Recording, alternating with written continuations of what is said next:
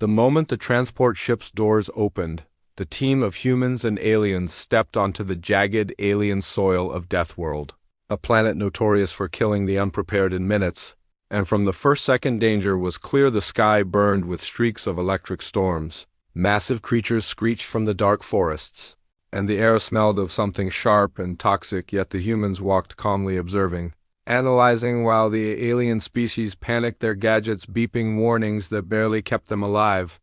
Within moments, a massive predator burst from the shadows, its claws tearing through trees and sending aliens running in every direction, some tripping over uneven terrain, some caught in quicksand-like pits, and some swallowed by the dense, thorny vines of the forest, while the humans moved with quiet efficiency, using fallen branches to defend themselves and natural formations as shields, never running blindly, never panicking. One human even spotted a narrow, safe path across a river filled with razor-sharp rocks and guided a small group of exhausted aliens, earning confused stares instead of gratitude because most could not believe that someone could survive without advanced weapons.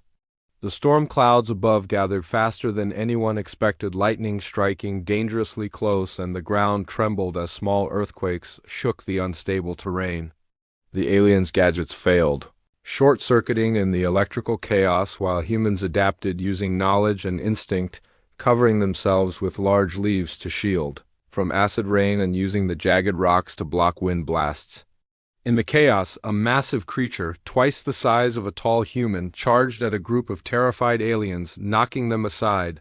But the humans had already predicted its movements, circling behind it, finding weak spots, and using clever traps made from natural materials to slow it down. And finally, as night fell and the storm raged on, most of the alien species were battered, wet, or injured, shivering and panicked, while humans huddled together calmly, sharing minimal food, tending to minor injuries and quietly planning the next steps, completely unharmed, seemingly enjoying the challenge rather than fearing it. By the time the storm ended, only a few aliens remained standing, exhausted and humbled, watching humans calmly rise, wipe dirt from their clothes, and start exploring forward into the unknown forest, already familiar with the deadly terrain, already noticing patterns in the behavior of creatures that had terrified everyone else. And in that moment, it became clear that on this planet, survival was not about strength, technology, or speed. It was about observation, patience, adaptability, and calm thinking, qualities the humans had in abundance, while the advanced alien species, despite their knowledge and power, were already learning a lesson they could not have imagined. As the humans stepped deeper into the dense forests of Deathworld, the alien species that survived the storm stumbled behind, exhausted, their pride and confidence shaken, unable to comprehend how creatures with no advanced gadgets, no energy shields, and no heavy armor could move through the dangerous terrain with such calm precision.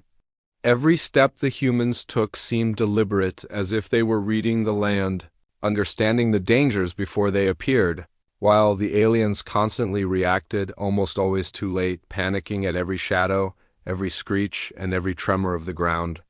The humans quickly discovered a hidden stream with clean water, and some even fashioned simple filters from leaves and stones, while the aliens, despite their scanners and complex tools, could not find it and wasted precious energy searching blindly, growing weaker with every failed attempt. Giant predator birds circled overhead, their cries loud enough to make even the most confident alien shiver. Yet humans moved silently, blending with the environment, using trees and boulders for cover, predicting the creature's flight patterns and knowing exactly when to duck or move, while the aliens constantly stumbled, shouted, and exposed themselves, drawing attention. Soon, they encountered another challenge, a valley filled with quick-moving streams, slippery rocks, and hidden pits.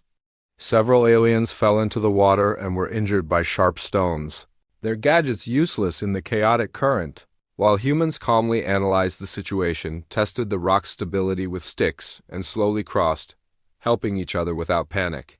One human even taught a few aliens basic techniques for balance and observation, but most ignored it, thinking it beneath them, only to fall again moments later. As night approached, strange glowing plants emitted bright lights that disoriented most aliens, but humans adapted, covering their eyes and using natural, shadows to move undetected, discovering edible fruits and safe places to rest without being attacked by the nocturnal predators that prowled the area. During the night, massive insect-like creatures with armored shells emerged. Their movements unpredictable, yet humans observed their patterns, noting how they reacted to sound and movement, and used branches and stones to gently divert them when necessary, while the aliens panicked, screamed, and ran in every direction, getting bitten or trapped in natural traps without any chance to recover. By dawn, the humans had not only survived but also mapped the area in their minds, recognizing paths, dangers, and resources that would have killed most species in an instant. When a massive sandstorm suddenly erupted in the valley, the aliens were caught completely off guard. Their gadgets malfunctioned and they struggled to find shelter, while humans quickly found natural caves covering themselves and even helping a few struggling aliens, though most refused to accept assistance out of embarrassment. As the storm subsided, a massive predator, larger and more terrifying than any they had faced before, emerged from the desert plains, its skin like molten metal, eyes glowing red, and claws capable of cutting through stone. The aliens froze, some attempting to fire weapons that jammed or backfired, while humans calmly analyzed the creature, noting its movements, strength, and weaknesses. With teamwork and clever traps made from natural materials, they managed to divert the beast away from the vulnerable aliens and eventually drive it into a natural pitfall, saving the remaining group from certain death. The aliens, shaken and humbled, could not hide their awe and confusion at what they had witnessed. These humans, apparently ordinary, had faced what no alien species had survived before. Over the next few days, humans continued to explore deeper into Deathworld, discovering hidden valleys, safe hunting grounds, and even small, previously unknown creatures that could be tamed for assistance or study. The alien species struggled to keep up, constantly relying on gadgets that failed under the planet's extreme conditions, while the humans relied on observation, patience, and natural ingenuity, turning even dangerous situations into opportunities to survive and thrive. When a sudden volcanic eruption shook the land, lava flowing unpredictably, humans used natural terrain to navigate safely, guiding a few desperate aliens along safe paths while most species panicked, scrambling and falling into molten rivers or rock slides, barely escaping with life. Throughout all this, humans never wasted energy complaining or panicking. They spoke in calm, quiet tones, assessed each situation carefully, and made every movement count, showing incredible adaptability. The alien trainers who had monitored the process from a distance were amazed, some even questioning their assumptions about strength, intelligence, and survival. Advanced technology, speed, and size meant little on Deathworld compared to calm thinking, observation, and teamwork. By the time the humans reached the final testing area, a massive canyon filled with predators, unstable ground, and toxic gases, they were not just surviving. They were mastering the environment. They navigated every obstacle with careful planning, used small creatures to distract predators, set clever traps with minimal resources, and helped even the weakest aliens along the way, earning respect that no one had expected.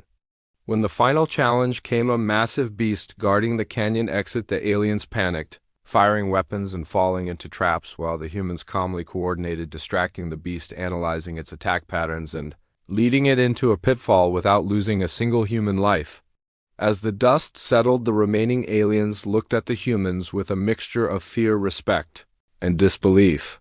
Creatures they had considered weak and unprepared had conquered the planet's most dangerous terrains, outsmarted every challenge, and survived when all others had failed. The humans emerged from Deathworld not only alive but triumphant, proving that intelligence, adaptability, teamwork, and calm observation could overcome dangers that brute force, advanced tech, and panic could not.